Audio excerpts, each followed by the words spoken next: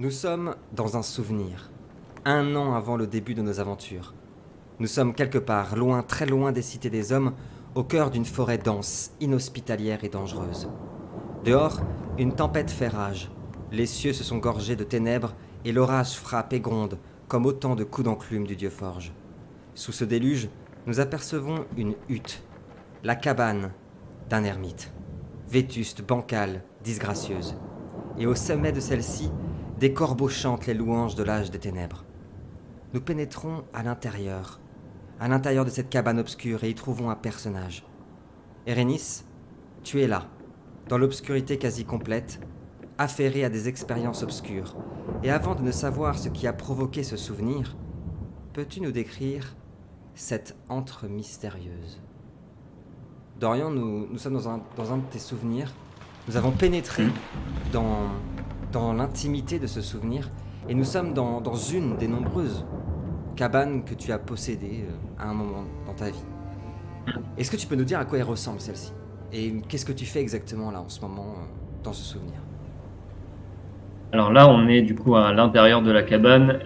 Elle est très très misérable. Enfin, il y a vraiment très peu de mobilier et c'est vraiment quelque chose qui dénote une pauvreté très très forte. Il y a un petit banc, il y a une table qui est à moitié cassée, il y a quelques étagères sur les murs, quelques bougies, mais qui éclairent quasiment rien en fait. Et juste les bougies, elles ont noirci les murs et c'est tout ce qu'elles apportent. Il y a quasiment pas de lumière. Et sur cette table bancale, il y a un corps qui est allongé. On dirait le corps d'un paysan, tu vois, une personne assez âgée, la cinquantaine, qui est allongée, donc qui n'est plus vivante. Et moi, je suis du coup juste à côté de ce corps et je suis en train de... Alors, c'est pas trop ce que je fais. Je suis en train de préparer peut-être des potions. On voit que je suis là à toucher, à prendre différentes herbes, etc. Et puis voilà, à m'occuper là-dessus. Et puis il y a juste à côté de moi, il y a une sorte de corbeau qui est là, qui me regarde. Et puis du coup, qui de temps en temps penche un peu le bec vers mon visage. Et puis quand il fait ça, moi je lui caresse doucement le bec. Et puis je lui dis oui, craque les âmes. Oui, mon tout doux. À ce moment-là, en fait, où on t'aperçoit en train de caresser la tête de Croque les âmes, on entend frapper à ta porte. 3 coups distincts. Que fais-tu? Et le corbeau, il a levé la tête, le corbeau, et il s'est envolé, tu sais, au-dessus, au niveau des charpentes. Ok, je sursaute. Ouais. Et je commence à paniquer un petit peu parce que normalement personne ne vient me voir. Donc je suis un peu inquiet. Ouais. Euh, je fais, euh, je fais un pouvoir d'Aurora pour Ok. déterminer qui pourrait se trouver derrière cette porte. Tu ressens à la fois une puissance de magie noire extrêmement forte, dense, opaque, quelque chose que tu peux même pas traverser, quelque chose que tu n'aurais même pas imaginé, donc c'est à la fois hyper excitant pour toi et à la fois hyper inquiétant. Et à l'intérieur de cette énergie opaque et noire, une lumière d'une intensité, une sagesse d'une intensité incroyable. Que fais-tu? Ok. Euh, du coup, je suis très inquiet. Ouais.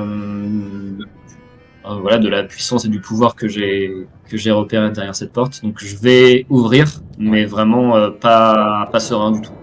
Quand tu ouvres la porte, non seulement la porte grince, mais au moment où tu l'ouvres, il y a un éclair qui balafre le ciel et qui gorge la forêt d'une lueur hyper intense et on aperçoit un homme sous une immense capuche, 1,80 m, la pluie dégoulinante sur son manteau. Puis-je rentrer, ermite? Euh, je prends le temps de le dévisager. Je prends aussi mon bâton de nécromancien qui était juste le long Oui. enfin, accolé au mur, juste le long de la porte. Et, et oui, je mets un petit peu de temps à lui répondre. Je lui dis qui êtes-vous? Qu'est-ce que vous voulez? Au moment où tu as pris ton bâton dans les mains, On a entendu, nous, qui sommes omniscients dans ce souvenir, des voix. Oh, les Berneaux. Et quand tu lui as posé cette question, il retire sa capuche, laisse entrevoir un corps d'une quarantaine d'années, cinquantaine d'années, une barbe bien taillée mais blanche, mais un visage très pâle, blanc comme les neiges, livide, sans cheveux, et des marques rouges partout sur le visage comme des brûlures ou une maladie. Et au centre de son crâne, comme sur l'illustration, une espèce de bijou qui a été incrusté à l'intérieur de son crâne. Je suis celui que tu attends depuis des années, Erénis. Et sans te demander la permission, si tu le laisses faire, il pénètre à l'intérieur en retirant son manteau et en observant ta maison. Et il le reprend. Vas-y, excuse-moi Dorian, dis-moi. Je le laisse rentrer et puis je lui dis juste j'étais occupé pour un peu qu'il comprenne Ouais. le cadavre qui est allongé sur la table. Un peu pour m'excuser quoi. En passant devant, il caresse le corps qui est dénudé, referme les yeux. J'ai parcouru des lieux et des âges pour te retrouver, Erénis. Ton sens du secret est admirable, mais ta soif de connaissance, comme un phare au milieu de ces âges obscurs, m'a guidé jusqu'à toi. Je n'avais qu'à suivre ton appétit de savoir. J'ai une commande spéciale à te demander. Une offre qui doit tenir du secret. Tout comme ce lieu et ces expériences que tu as fait. Serais-tu d'accord pour l'entendre ? Oui, je lui réponds oui avec beaucoup d'envie, justement. Il retire ses gants. Ma création est encore imparfaite et sommeille dans les ténébreuses terres d'Umbra. Il lui manque l'essence qui fera d'elle mon berger. Une maladie qui guérirait toute âme perdue. Une maladie comme ce monde n'a jamais connue. Une peste pour l'Umbra, réveillant ceux qui y sommeillent pour l'éternité d'errance, convoquant les sombres et invoquant une nouvelle ère. En échange de ceci, je t'offrirai un savoir comme tu ne peux imaginer ni concevoir. Une connaissance de la magie et des hommes inégalés. Que fais-tu ?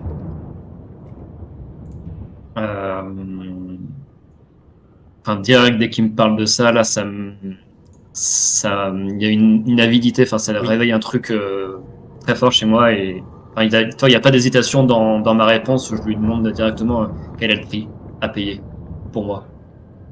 Je veux que tu crées une maladie dont aucun mortel ne pourrait se défaire. Je veux que tu crées la plus belle de tes chimères. Sépare-toi de ces pantins, affaiblis l'invisible, et crée pour moi une armée invincible. Et tu le vois qui sort de sa toge un immense sablier qui a des grains de sable noir, et il le pose hyper violemment sur la table. Et ça commence maintenant. Écran noir. Les amis, nous nous retrouvons exactement là où nous nous étions arrêtés. Nous sommes devant des tas de sable, des corps qui ont été massacrés par Tibérias, V et Erénis, des hommes qui portaient des masques d'or, et d'ailleurs Erénis me disait en off qu'il avait récupéré un de ces masques pour des expériences prochaines.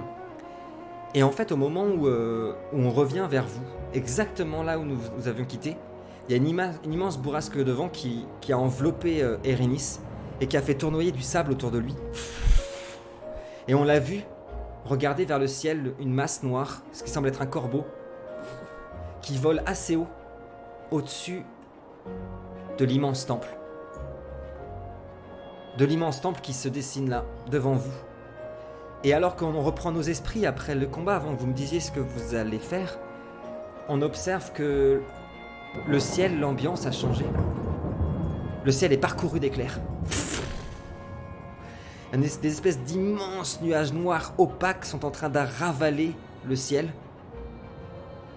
Et puis, vous voyez deux petites masses d'ombre qui sortent des bosquets. Il ne reste plus que 2 enfants. Les autres se sont enfuis, par peur. Et ils sont en train de trembler, et ils vous regardent. En fait, ils regardent surtout V. Ils ont eu ils ont eu un bon rapport avec V et Tiberias quand vous êtes avancé. Et V s'était transformé en chien, je sais pas si vous vous souvenez. Oui. Et il la regarde comme ça et il tremble. Madame V, est-ce que c'est fini? Est-ce qu'on peut rentrer chez nous? Que faites-vous? Moi, du coup, je propose aux enfants de venir un peu plus près de moi et de les prendre, je les rassure l'un et l'autre, je les prends dans mes bras comme ça et je leur dis que pour l'instant c'est terminé, mais qu'ils ne peuvent pas encore rentrer chez eux, mais qu'ils ne s'inquiètent pas, on reste avec eux. On a peur, les autres sont partis. Ils nous ont dit que vous alliez nous faire du mal et qu'il fallait faire confiance à personne, mais nous on pense que c'est le contraire, que vous allez nous protéger, Madame V. Personne n'a été gentil comme ça avec nous depuis des semaines. Du coup, je leur dis de ne pas s'inquiéter, qu'on va retrouver leurs deux camarades et de rester près de Chou, qui est encore là, Tout à fait, mon je chou. le montre aux gens. Tout à fait. Voilà. Avec son immense bec qui vient se frotter contre les enfants pour les rassurer. Et je fais un signe à Chou de s'écarter un petit peu avec les deux enfants. Et pareil, de les prendre avec ses deux ailes, un peu comme ça, et de les emmener Ok, il les met un peu à l'écart. un peu plus loin. Et puis, vraiment comme s'il comprenait absolument tout ce que lui disait V. Avec son bec, il vient claquer les bosquets. Il les tailler pour faire Les des doigts formes, d'Irénée. des trucs un peu... Les doigts des gamins. Non, Un peu rigolo, ouais. il vient tailler les bosquets, puis faire des petits dessins dedans, et les enfants sont en train de rigoler dans le fond. Tiberias et Rhénis, est-ce que vous voulez faire quelque chose? Ouais, déjà, du coup, les corps de nos assaillants ont disparu. Là. Ils Ouais, ont il disparu reste que le ensemble. C'est ça. Ouais, Exactement. donc, il n'y a pas de sang ni Non. rien. Donc, ils ont été peur, mais il n'y a pas Ouais. d'image choquante. Non, exactement. Du coup, les deux enfants qui restent, ils sont avec Chou, là, Ouais, c'est ça? c'est ça, exactement. Avec Chou. Exactement. Est-ce que ce serait pas... je vais aller voir V, du coup, qui est un Ouais. peu éloigné des enfants. Et puis, je vais lui chuchoter dans l'oreille. Est-ce que tu penses que ce serait pas mieux que ton familier aille inspecter autour pour chercher les deux autres enfants? Peut-être que, vu du ciel, il aura plus de chance que nous. Ouais, je pense, je préfère, mais là, je vais appeler plutôt mon tapir, Ouais. Aldebert. Ah, il y en Ouais. a plusieurs. Voilà. Donc plutôt appeler Aldebert. Du coup, je tends un peu mes sens pour voir si Aldebert est dans le coin. En fait, dès que tu penses à lui, on entend un immense reniflement. Des bosquets qui bougent. Et un immense tapir qui arrive. Il est énorme. Hein, il fait vraiment son poids. Il arrive, il se frotte à V comme ça. Qu'est-ce que tu fais? Du coup, je dis à Tiberias qu'il a raison. Il vaut mieux que j'envoie du coup Aldebert un peu en reconnaissance autour, voir s'il peut repérer les deux enfants qui se sont échappés et voir aussi un petit peu si jamais il croise du monde. Ok. Et j'en profite pour dire à Tiberias que j'ai un très mauvais pressentiment et je lui raconte un petit peu la vision que j'ai eue en sortant des thermes. Je lui raconte qu'à ce moment-là, j'ai une vision justement d'homme du désert, de ce maître du temps, qui me disait justement que le temps était quelque chose d'important et à la fois d'insaisissable, et que finalement cette attaque des hommes des sables me rappelait un peu cette vision-là, et que je pense qu'il faut qu'on en discute entre nous de ce qu'on doit faire de la suite, parce que j'ai l'impression qu'on s'est un petit peu fait embobiner par la reine. C'est un peu perturbant parce que d'un côté, oui, il peut y avoir un piège de la reine qui serait à ce moment-là complice de cette espèce de secte. Et en même temps, c'est très étrange que ces hommes du désert là nous aient directement identifiés comme des serviteurs du dieu des supplices. Est-ce que eux sont manipulés, ou est-ce que peut-être qu'on a quelque chose sur nous, ou je sais rien. Mais il y a un truc qui est avec pas clair. nous, Rhénis par exemple. Ouais. Alors j'avais cette piste là aussi. Je pense que pour rassurer les enfants, c'est peut-être pas la meilleure personne à trouver, mais. D'ailleurs, pendant ce temps-là, ils vont attaquer. Et Rhénis, pendant que Tiberias et V parlent, qu'est-ce que tu fais toi? T'es où exactement? Bah moi j'étais pendant le combat, je m'étais mis un petit peu à l'écart là en hauteur, et donc je suis toujours à cet endroit-là, et en fait donc après avoir ramassé le masque là, comme je te disais juste avant, Parce qu'on tu nous avais dit que les hommes s'étaient transformés, enfin, du sable était apparu en fait. Donc je prends une poignée de ce sable dans ma main comme ça, puis je l'examine, même enfin, je renifle, je goûte un petit peu aussi, parce que ça, voilà, Pendant c'est que, très intriguant. pendant tout que, ça. que je reviens sur V et Tiberias, je veux bien, s'il te plaît, un exploit de magie. Je rappelle, dans Préquel, un exploit de magie, c'est on regarde combien on a dans magie. Alors j'ai ta fiche d'ailleurs, on va regarder ça ensemble. Hop, comme ça les gens voient en même temps. Donc en magie, Erénis a 7, il est très très très fort, hein, c'est vraiment très très puissant, 7. Donc il va jeter 7 dés. Et un exploit, ça veut dire que j'attends au minimum 2 réussites. Pour faire des réussites dans Préquel, rien de plus facile. On jette des dés 10 s'il faut 6 ou plus. Pendant que tu nous jettes ça, je reviens sur Tiberias et V. Tiberias et V, vous êtes en train de discuter. Vous avez vu les enfants qui rigolaient un petit peu. Et pendant que vous êtes en train de parler de ça, vous avez vu que le vent qui tournoyait autour de vous est en train de dessiner des spirales avec le sable qui se dirige vers l'entrée du temple, justement. Comme pour appuyer encore un peu plus cette espèce de mauvaise intuition que V avait. Ouais. Je reparle un petit peu, du coup, avec Tiberias, j'insiste un peu sur le fait qu'en fait, donc du coup, ces hommes des sables, avant, nous ont quand même demandé de livrer ces enfants pour les mettre en sécurité. Et que Eidos, au terme, m'avait quand même parlé de disparition d'enfants, de vieillards, etc. Et de choses un peu d'animaux mutilés et de disparition d'enfants. Et donc, j'en discute avec lui, je lui demande si... qu'est-ce que t'en penses, Tiberias? Est-ce que tu penses que... Est-ce qu'on n'était pas en train nous-mêmes de mener ces enfants à la mort? Est-ce que ce temple lunaire n'est-il peut-être pas le lieu du sacrifice, des sacrifices? Est-ce qu'on n'échafauderait pas un plan pour quand même, avant de livrer les enfants, essayer de savoir ce qui se passe dans ce temple en fait? Je pense clairement, vu là en plus on voit le temple au loin, qui est parsemé d'éclairs.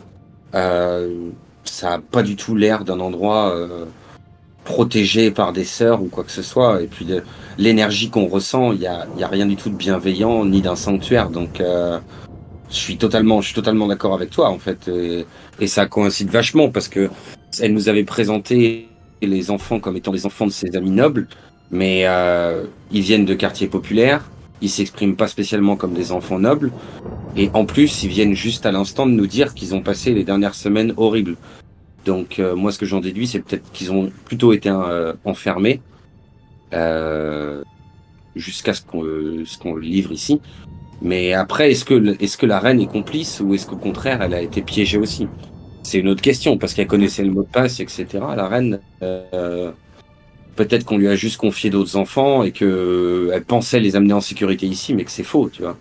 Dans tous les cas, faut qu'on aille voir, mais sans les enfants. Mais je vois pas trop comment on peut faire ça, parce que comment garder les enfants en sécurité le temps qu'on aille voir?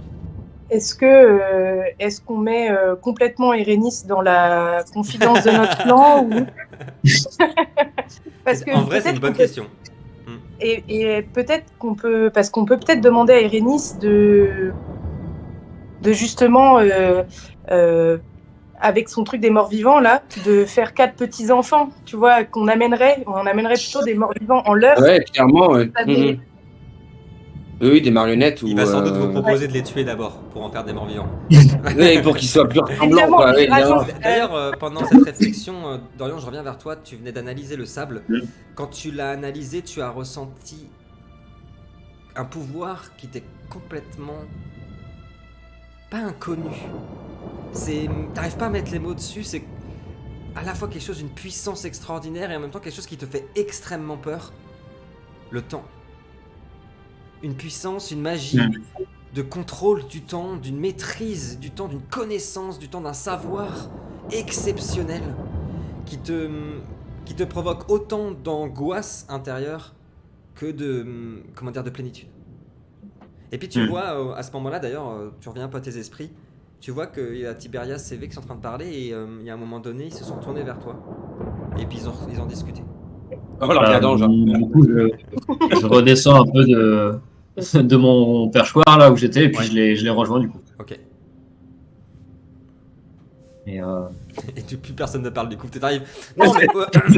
Ah, salut, Erénis. Ah, tiens, hein, Ça qu'est-ce va. que tu fais là? Quelle surprise! Ah, c'est Voilà. cool. Ah, on est réunis, c'est cool. Ah, ouais. Non, sans parler de toute la discussion dont on parlait avant, on n'est pas non plus du genre à faire des cachotteries. Non. Par contre, j'aimerais te demander à toi, Erénis, ton ressenti par rapport à la situation. Sans répéter le tout, mais dire que c'est clairement louche et que, selon nous, on n'est pas en train d'emmener les enfants en sécurité, quoi. Mais plutôt l'inverse. Qu'est-ce que t'en penses, toi? ce qui est clair, c'est qu'il y a tout un tas de choses louches, comme tu dis. Non seulement le fait qu'on était peut-être en train de les emmener vers un piège, mais en plus le fait que les personnes qui nous ont attaqués, moi en général, quand je tue quelqu'un, il y a un cadavre à la fin. Et là, il y avait un tas de sable à la fin. Et ça, c'est très louche, Déjà, en même temps oui. très intéressant. Et il y a, il y a tout un tas de choses qui me poussent à vouloir en savoir plus sur. Sachant qu'en plus, Voilà. ils se présentaient comme des ennemis du dieu des supplices et des envoyés de la lumière, si je me souviens bien. Ils se sont présentés en disant ça. Donc, Ouais. est-ce que eux sont des pantards manipulés ou quoi que ce soit? Je ne sais pas. Ou est-ce que c'est nous, les pantins manipulés? Oui, c'est ça. Bah, pour l'instant, c'est pour ça qu'on s'est arrêté ici. Et pour moi, ce temple, on voit ces éclairs là-bas. Il n'y a rien d'un sanctuaire pour protéger les enfants. Et c'est hors de question que j'emmène le moindre enfant dans cet endroit-là. C'est hors de question. Dans tous les cas, il y a quelque chose qui va être très intéressant à découvrir dans ce sanctuaire, et je pense que Ah oui, les bien enfants sûr. peuvent être un très bon moyen de le découvrir facilement, peuvent nous servir d'appât, justement, alors que nous, on n'a pas d'attache particulière vis-à-vis de ces enfants, donc autant s'en Ce servir sont des pour enfants, aider à Erénis. Tu comptes vraiment utiliser les enfants pour essayer de découvrir des secrets et ils ont rien Je ne demandé. dis pas Regarde comme qu'on ils sont doit forcément misérables. les amener à la mort, mais en tout cas, on peut peut-être s'en servir comme d'appât, et puis les protéger si jamais on voit qu'il y a un danger pour eux. Tu penses qu'on Euh, pourra vraiment les protéger? On peut essayer, en tout cas.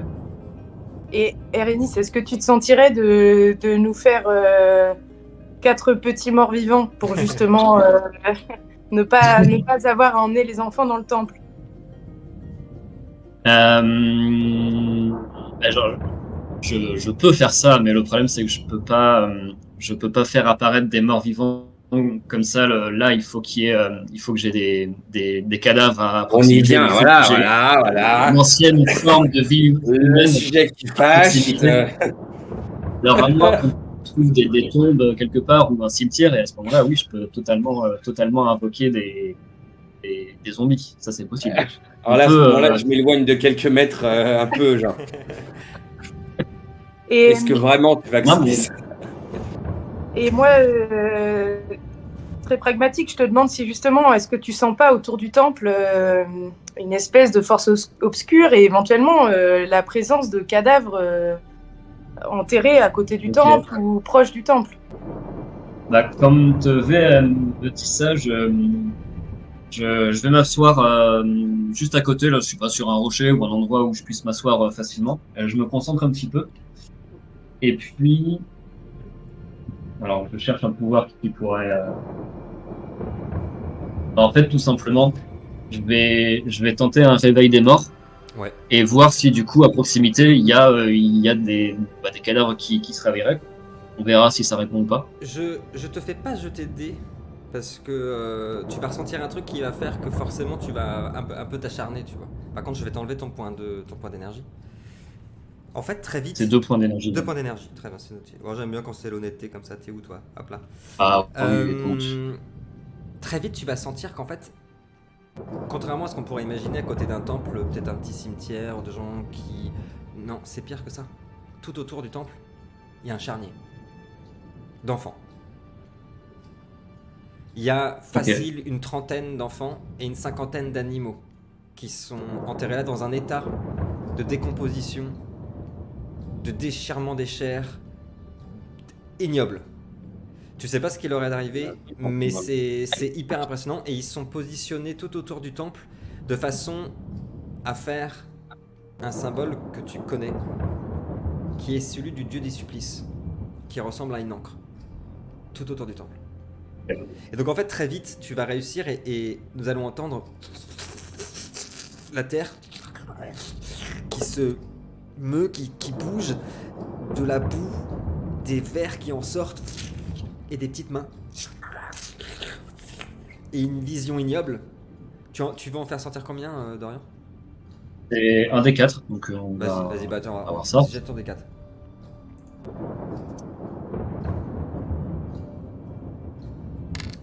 On voit un bras On va et un enfant, à peu près 7 ans, décomposé, qui a toutes les côtes arrachées et qui a la tête à moitié ballante, et qui semble... il a toujours ses yeux. Ses yeux sont figés. On dirait comme du marbre ou quelque chose comme ça, à la place de... comment dire, de la matière habituelle des yeux. Et il arrive en rampant, puis il se lève. Oui, maître. Ok. Ah, maître. Je regarde, du coup, je regarde V Ouais. et je lui murmure son petit nom brave là-dessous. Un seul a répondu à l'appel, mais il y en a beaucoup. Et puis du coup, je lui montre le squelette, enfin, Ouais. la créature qui est sortie de terre, en lui disant que voilà, elle pouvait obéir à ses ordres si elle voulait. Donc la créature a compris aussi, et elle regarde V. Maîtresse. Et tu vois, c'est horrible, hein, la vision. Cet enfant complètement déchiqueté, avec sa peau en haillons qui tend la main vers toi. Je Lino, il réprime vomit. ma hauteur et en fait, je m'écarte de quelques pas et je vomis ce que j'ai dans l'estomac Ok. parce que c'est On vraiment est d'accord, on est immonde, d'accord. quoi. Mm. Ne serait-ce que la vision, mais l'odeur aussi. Carrément. Là, on est Et sur un c'est corps, vraiment- ça fait au moins un mois qu'il est en dessous. Hein. Voilà, de l'odeur du corps en Mm. décomposition, etc., la putréfaction. Enfin, vraiment, je m'attendais pas à ça. Je suis moi-même surprise par le résultat. Enfin, Ouais. j'étais pas prête. Donc, En termes de ensuite, je règles... reprends un peu. Pardon, je te coupe 2 secondes, mais juste pour rappeler en termes de règles, évidemment, normalement, il y a un nombre de tours pour la créature, mais c'est surtout pour les combats. Là, en fait, on va partir sur une dizaine, quinzaine de minutes, il reste là, et puis après, il tombera. Vas-y, excuse-moi, tu peux reprendre. Et oui, donc du coup, le temps de ça, je reprends un peu ma contenance. Ouais. Et du coup, je me tourne vers Tiberias et je lui dis est-ce qu'on est prêt à. Enfin, qu'est-ce qu'on fait? Est-ce qu'on va vers le temple avec cet unique enfant qu'on essaiera de déguiser, je sais pas, avec une espèce de cape pour que ça se voit pas trop quand même? Éventuellement. Ouais, je sais On même peut pas comment l'envoyer c'est l'odeur en fait. espionner. Ce qui me gêne dans cette histoire, c'est qu'on peut le faire. On peut le faire, oui. Enfin, déjà, le fait de ranimer un mort à la vie, déjà, c'est pas Ça me terrible, gêne. mais bon. Déjà. Déjà, admettons, la fin justifie les moyens, on va dire. Mais le problème qu'il y a, c'est que déjà, on va peut-être pas pouvoir le maintenir assez longtemps. Et les enfants, les vrais enfants, pendant ce temps-là, on va pas les laisser seuls ici. Parce que c'est certain qu'ils vont se faire, vont se faire choper par je ne sais quoi qui traîne autour. La, Donc, la question que je me posais, c'est dans quelle mesure éventuellement Caleb et Jenny en fait seraient prisonniers de ce temple. Du coup, j'ai envie d'aller voir, mais je sais pas s'il faut qu'on soit tous d'accord pour y aller. Avant de donner la parole à Dorian, je l'ai vu qu'il voulait dire quelque chose. Dorian, sur ces paroles de V, très importantes, je veux bien que tu me jettes un exploit de courage, s'il te plaît. Donc la même chose, pas Dorian, Moi Lino, pardon. Lino, tu prends tout ce que tu as dans le courage, tu me le jettes, il me faut au moins 2 réussites. Dorian, tu voulais réagir à... Je te voyais lever la main.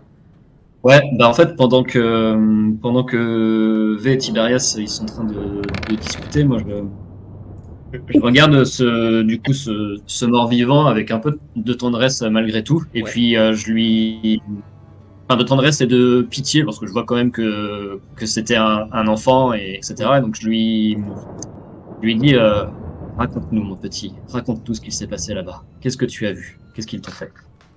Je vais répondre et en même temps, c'est parfait. Je vais s'expliquer ce qui se passe pour Tiberias. Parce que les deux vont jouer. En fait, c'est au moment où V a fini de te dire ça, Tiberias, que Dorian, tu as dit ça au petit qui s'est retourné et il te regarde. Maître, la malédiction. Ils emmènent cela à l'abattoir pour que la créature qui sommeille. Et quand il parle, vous voyez une gerbe de verre qui sort et peut-être même un organe qui est sorti de sa bouche. Et on est dans préquel. Ouais. Ça va. Fais pas le choquer. Oh, t'es à ta 2e saison de préquel, ça va. Il nous donne en pâture pour que la malédiction soit maintenue. Mais ce qu'ils veulent vraiment, c'est vous, maître. C'est vous. Tiberias, à ce moment-là, en fait, il y avait qui t'a dit ça, qui, comme un coup de tonnerre, un coup de marteau, un coup de massue, a rappelé à quel point cette mission, elle est hyper, différente pour Tiberias. Caleb, c'est comme ton fils. Et au moment où elle t'a dit ça, bah ouais, c'est vrai, il pourrait être là-dedans. Vu ton jet, en fait, t'as même pas maîtrisé. Vous voyez Tiberias qui part, en direction du temple. Il a son marteau en main, et vous avez juste entendu son gantelet qui s'est crispé sur son marteau, et il est parti. Et en fait, Tiberias, là, t'es dans tes pensées, tu te dis exactement ce que tu disais tout à l'heure. En fait, ces histoires de on réveille les enfants morts, ça fait trop là.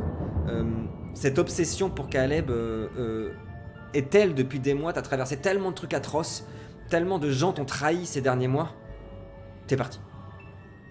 V et Rhaenys, que vous voulez réagir, vous voyez Tiberias qui part. Je regarde V et je lui dis Non, vas-y. oui, qu'est-ce qu'on fait? On y va? On l'accompagne? Oui, c'est-à-dire que j'ai même pas le temps. Ça coïncide pile au moment où tu me demandes, et moi j'essaye de me transformer en aigle. Et l'oiseau part. Et je pars et je suis du coup Tiberias. Ouais. Pour justement, du coup je survole, j'essaye de voir si je vois quelque chose pour le prévenir si jamais il y a un danger qui approche avant même qu'il arrive au temple, et je le surveille, en fait je pars avec lui comme ça sous forme d'aigle. La vision est magnifique, en fait tu passes au-dessus du temple qui est en très très mauvais état. Plus vous approchez Tiberias et V, plus vous voyez à quel point il est en mauvais état. Et toi V, tu aperçois les éclairs qui frappent la roche, qui font tomber même des morceaux, et tu la sens même toi, cette énergie noire autour. Et c'est vrai que plus on survole, plus les sensations de magie sont compliquées, tout est opaque. Et tu vois Tiberias s'arrêter devant une immense statue, en fait la porte d'entrée, qui est ouverte, hein, qui est démolie, où il y a cette statue d'une femme au visage défoncé, qui est vraiment hyper abîmée, qui est sublimement sculptée, mais qui est arrachée. Et Tiberias est figé devant ce visage qui, c'est vrai, n'est pas sans rappeler l'état dans lequel il était quand vous l'avez rencontré. Il y a quelques semaines de ça. Il y a quelques temps de ça. Un état de tristesse dans cette statue. Exceptionnel. Et peut-être que Tiberias y retrouve quelque chose qui lui parle. Le fait d'avoir perdu quelque chose. Et Rhaenys, t'es derrière, t'as vu l'aigle partir. Pour l'instant, V ne semble pas vous transmettre de messages de danger. Il n'y a pas l'air d'avoir des gens, pas l'air d'avoir de... Elle ne voit rien pour l'instant. Et Rhaenys, qu'est-ce que tu fais toi? Et ben finalement, je vais rester où je suis et je vais envoyer le cadavre que je vais réveiller à ma place. Je vais lui dire ah mon brave, retourne sur les lieux où ils t'ont fait du mal. Bien, maître. Et il arrive au niveau de Tiberias, il va se passer un truc hallucinant que tu vas voir V, alors que t'es en aigle au-dessus. En fait, Tiberias est figé devant la statue, et la petite créature vient prendre la main. C'est immonde la sensation, Lino. Elle prend ta main, c'est hyper humide. Tu sens même des vers qui parcourent ta paume. Et la créature te dit ceci. Elle me faisait peur, moi aussi. Mais maintenant, cela ne me fait rien. La peine, c'est pour les vivants, maître. Les morts en sont débarrassés. Et il rentre à l'intérieur du temple. Tiberias, qu'est-ce que tu fais? La porte est ouverte du temple. En fait, ouais, elle est défoncée. On n'aperçoit rien parce que c'est vraiment l'obscurité totale dedans. Mais c'est ouvert. Ouais, je vais, après l'avoir regardé dans les yeux et l'écouter me parler, Ouais. je vais, du coup, j'ai mon marteau à la main. Ouais. Le premier truc que je vais faire, c'est je vais enlever l'étui autour de mon marteau. Il s'illumine. L'étui en pierre. Ce marteau est très spécial. D'une part, c'est une arme légendaire, mais en plus, c'est une arme qui est hyper connectée à Tiberias. Et puisque ses émotions sont hyper fortes, on aperçoit un halo de lumière autour et du marteau. Je vais mettre un coup énorme dans ce qui reste de la porte et du visage de toutes mes forces. Le visage pour évacuer la colère. explose. Et tu pénètres à l'intérieur? Ouais. Et tu pénètres à l'intérieur du temple. Et là, V, tu as senti que cette espèce d'énergie, quand tu survolais le temple, était en train d'être ravalée à l'intérieur du temple. Que fais-tu? Je pousse un cri d'alerte Ok. qui est assez strident et suffisamment clair Ouais. pour Ok. que ce soit Tiberias comme Erénis comprennent qu'il se passe quelque chose. Ouais. Et du coup, je me retransforme. J'atterris en fait derrière Tiberias Ok. et je me retransforme à ce moment-là. Et je dégaine mon épée à deux mains. Prête à éventuellement faire face à un des ennemis, quoi. Ok, ça marche. Vous avez tous entendu ce cri. Et vous avez vu V se transformer, sortir son épée. Et pénétrer à l'intérieur. Il y a une obscurité totale à l'intérieur. Mais c'est le marteau de Tiberias qui vous éclaire. C'est immense. Il y a d'abord des grandes statues représentant des dieux très, très aimés, très admirés à Meremos. Pour l'instant, vous apercevez une immense masse de sable qui s'est agglomérée. Vous voyez des petits courants électriques de magie noire, comme les pouvoirs d'Aurora qu'utilise Erénis, qui parcourent comme ça, un peu partout. Et très vite, grâce à ta lumière, Tiberias, tu aperçois que tout autour de la pièce où vous vous trouvez, il y a une immense fresque. Avant de dire quelque chose d'important, Erénis, tu restes à l'extérieur, tu envoies juste le zombie pour l'instant. Ah. Ouais, là, en fait, moi, je suis resté sur les lieux du combat, hein, c'est ça? Oui, Je suis pour à peu l'instant, t'es près là. où on s'était. Et donc, c'est à quelle distance à peu près du temple? Je dirais 50 mètres. Ok. Un bout Ouais, de bah, chemin, c'est. Ouais, pour l'instant, je reste où je suis. D'accord. De toute façon, avec Aurora, tu peux voir à travers les yeux de toutes les créatures que tu réveilles ou que tu crées. Et puis, il y a Krakesam aussi qui est en train de voler, là. Donc, c'est toujours en lien avec mon Oculus. Je pense que, Ouais. voilà, il peut aussi m'informer de ce qui Tout se à passe. fait. Tout à fait. Et du coup, moi, je sais que Erénis nous entend Oui. et nous voit. Oui, oui. Et donc, je glisse discrètement autant à l'enfant mort-vivant que j'ai repéré aussi qu'il y avait Croque-les-âmes qui était Ouais. là. Je souffle. Est-ce que tu sens quelque chose de particulier, Erénis? Tu peux répondre à travers la voix de ton zombie. Ok. Ou de Croque-les-âmes. Eh ben, je vais faire un pouvoir d'Aurora d'ici, même si je suis assez éloigné, donc je vais. Attends, je regarde si j'en ai pas un qui serait un petit peu plus.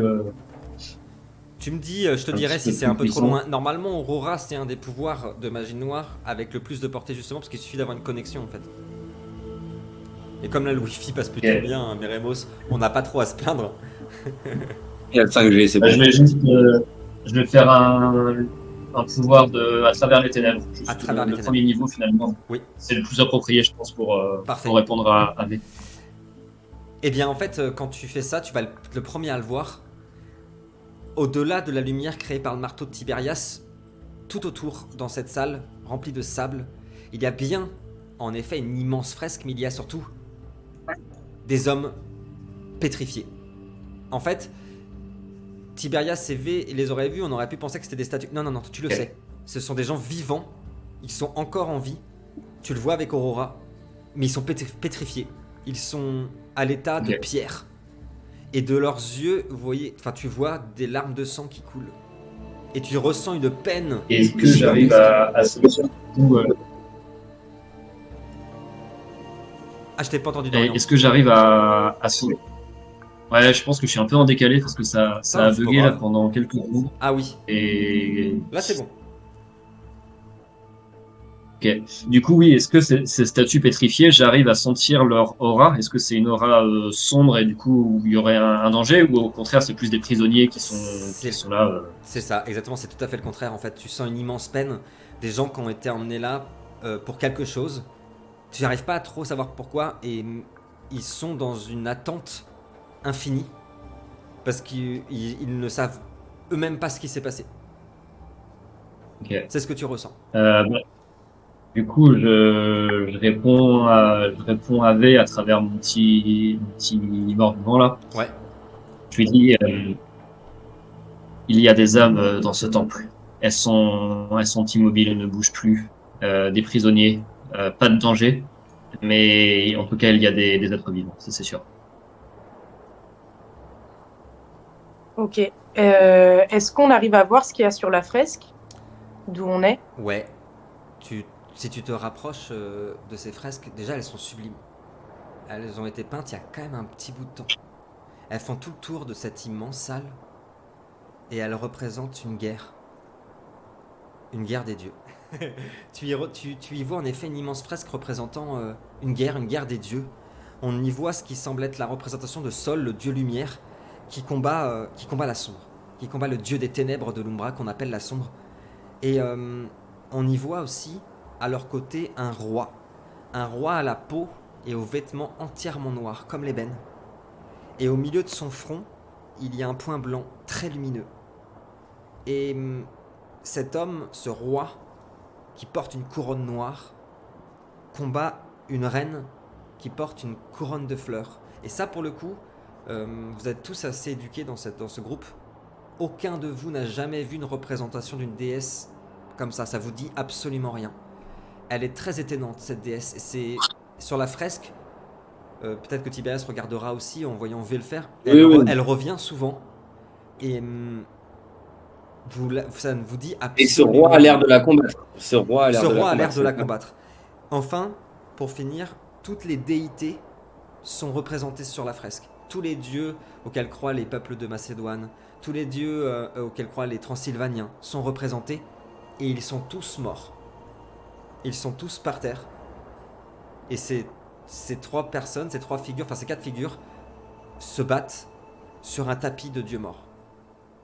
Donc il y a le roi, cette espèce de déesse à couronne de fleurs, C'est ça. Sol et la sombre. C'est ça. C'est ça? Et d'ailleurs, vous aurez très vite reconnu parmi les dieux qui sont représentés morts, la déesse de la chasse dont on a parlé la dernière partie. On a vu au Exactement. château là, ok. Et puis enfin, pour finir, vous sentez tous un courant d'air qui provient d'un escalier qui est au milieu de l'immense cavité où vous vous trouvez et qui descend. Et un air très frais. Voilà. Est-ce que est-ce que la reine qui porte la couleur de la couronne de fleurs, elle a l'air, comment dire, est-ce qu'elle porte quelque chose sur son visage? Est-ce qu'elle a l'air hostile? Est-ce qu'elle a l'air, je sais pas, mauvaise? Est-ce qu'il émane d'elle quelque chose d'inquiétant? Ou est-ce qu'au contraire, elle a plutôt l'air d'être un personnage lumineux? Tout le contraire. Et alors, comme tu t'es penché sur elle, il y a quelque chose qui dénote. C'est la seule à paraître humaine. C'est la seule à paraître mortelle. Et surtout, il y a un symbole qu'elle porte au cou. Ce symbole-là que vous avez jamais vu. Ça ressemble à une croix. Ou deux traits qui auraient été réunis comme ça. Ouais, une rune. Ou une rune. Nordique. Alors nous, dans notre monde, il s'agit d'un héros, si ça intéresse. Mais c'est vrai que dans Préquel, on en parle souvent des runes. Et elles ont une importance. Mais vous, celle-là, vous l'avez jamais vue. Que faites-vous? Et elle est représentée sur son amulette. C'est ça, exactement. Et est-ce que cette déesse avec une couronne de fleurs, Ouais. j'essaie d'examiner, pareil, les traits de son visage de plus près. Ouais. Et est-ce qu'elle me semblerait ressembler à ce que j'imaginerais de Jenny qui aurait vieilli ou quelque chose comme ça? Est-ce qu'il y a des Ça pourrait. similitudes? Ouais, ça pourrait être. cette espèce de sensation. Ou à d'autres personnes que je connaîtrais d'ailleurs, mais Pas forcément, mais un truc, quelqu'un de mortel, ouais, c'est sûr. Enfin, en tout cas, qui représenterait plus les hommes. Mais Jenny a les cheveux très bouclés. Sur cette représentation, non. Après, voilà. Hein. Mais oui, ça il y a pourrait. des coiffeurs hein, même Ça dans pourrait. Préquel. Et d'ailleurs, pendant ta réflexion, on voit le marteau qui émet de plus en plus de lumière. On sent que Tiberias est en train de vivre des choses à l'intérieur. Et est-ce que son pendentif, on le reconnaît. Enfin, est-ce que moi, par exemple, je le reconnais, son pendentif, ou pas du tout? Sur lequel il y a la rune. Non, mais par contre, c'est Non. hyper bizarre. Tu te sens hyper attiré par cette personne, par cette symbolique, par ce visage, à tel point que tu vas pas faire attention, mais il va se passer pas mal de minutes, pas mal de temps. Tiberias aura eu le temps de faire tout le tour, de trouver ce fameux escalier qui redescend. Et tu seras toujours devant ce visage qui, pour une raison que tu ignores, te fascine. Et les enfants sont où là maintenant? Les 2 enfants? Les deux enfants sont dehors. Avec Irénis. Ils sont Avec Irénis, Irénis, ouais, c'est ça. Bon, bah, s'ils sont avec Dorian, ils sont en sécurité. Oui. Bon, malgré tout, C'est vrai qu'on les a un peu laissés dans Non, les dessous, hein. C'est juste que Tiberias, il y a une petite pensée où il vient de redescendre un petit peu Ouais. et de tilter que les 2 enfants sont avec Irénis. Et finalement, en fait, bah, peu importe, parce que justement, j'ai été apostrophé par toutes ces fresques qui me rappellent des choses et ce sable qui m'inquiète un petit peu autour de nous, que je vais fixer de plus en plus. Ouais. Et je commençais à avoir de la méfiance qui grimpe en mon cœur. Et je vais examiner toute la salle en me retournant. Ça marche. À part cet escalier qui descend et puis cette grande fresque, tu as bien évidemment, comme on disait, aperçu ces statues qui sont très réalistes. En effet, au début, on croit que ce sont des statues, puis très vite, tu te rends compte que ce sont des gens qui ont été transformés en pierre, en mouvement. Mais à part ça, il n'y a rien dans cette. Et d'ailleurs, au niveau de ce sable, ouais. Est-ce que déjà le sable continue dans cet escalier qui descend? Ouais, tout à fait. Ou vraiment ça jonche tout le sol? Ouais, c'est ça, On est exactement. d'accord. Exactement. Et il n'y a pas plus de concentration au niveau de ces statues de pierre que. Non, pas plus, non. D'ailleurs, tu vois. Non, Okay. tout à fait. Bah, je vais m'approcher doucement de ces escaliers qui descendent là. Ça marche, ok. Tu aperçois une lumière pour le coup. Au bout de cet escalier, il y a une lumière. V, qu'est-ce que tu fais? Tu vois Tiberias qui commence à... Tu sais pas s'il descend ou s'il s'en approche. En tout cas, il s'est un peu éloigné vers quelque chose qui descend. Ok. Bah, du coup, je sors un petit peu de la torpeur dans laquelle j'étais face à la fraise. Ouais. Et face à cette reine avec sa couronne de fleurs. Ouais. Et petit à petit, je reprends un peu mes esprits. Je me rappelle de ce que m'a dit Irénis à propos des statues et donc des gens qui étaient éventuellement dedans. Ouais. Et je lui glisse. Il y a toujours croque les morts, croque les âmes, pardon. Croque les morts. Non, c'est son frère, quoi, c'est son frère. Ouais, il est toujours là. Il est toujours là, ok. Du coup, je lui glisse. Je lui glisse. Est-ce que tu penses pouvoir faire quelque chose pour eux? Et ensuite, je me reporte vers Tiberias et je pars à sa suite. Ça marche, voilà. C'est noté. Irénis, le seule chose que tu ressens avec ton pouvoir d'Aurora, c'est qu'ils sont liés à une malédiction. Et tant que la personne qui a fait cette malédiction n'est pas morte, ils resteront en pierre. On pourra donc pas s'en servir dans un combat. Dommage. Du coup, bah ouais, ouais, vas-y, je t'écoute, Dorian. Bah, en ressentant ça, je réponds à V et je lui dis impossible. Ils sont pris par une malédiction trop puissante. Je ne peux rien pour eux pour l'instant. Par contre, je voudrais bien savoir si je ressens toujours la présence de Tiberias qui est descendu dans. Non, ça y est. Non. Tu la ressens plus. Il y a plus de connexion. Trop loin. Ouais. Ok. Ce qui me gêne un peu. Du coup, je décide d'aller dans le temple moi aussi. Ok. Je regarde les enfants, c'est assez. Vous ne bougez pas. Surtout, vous ne bougez pas.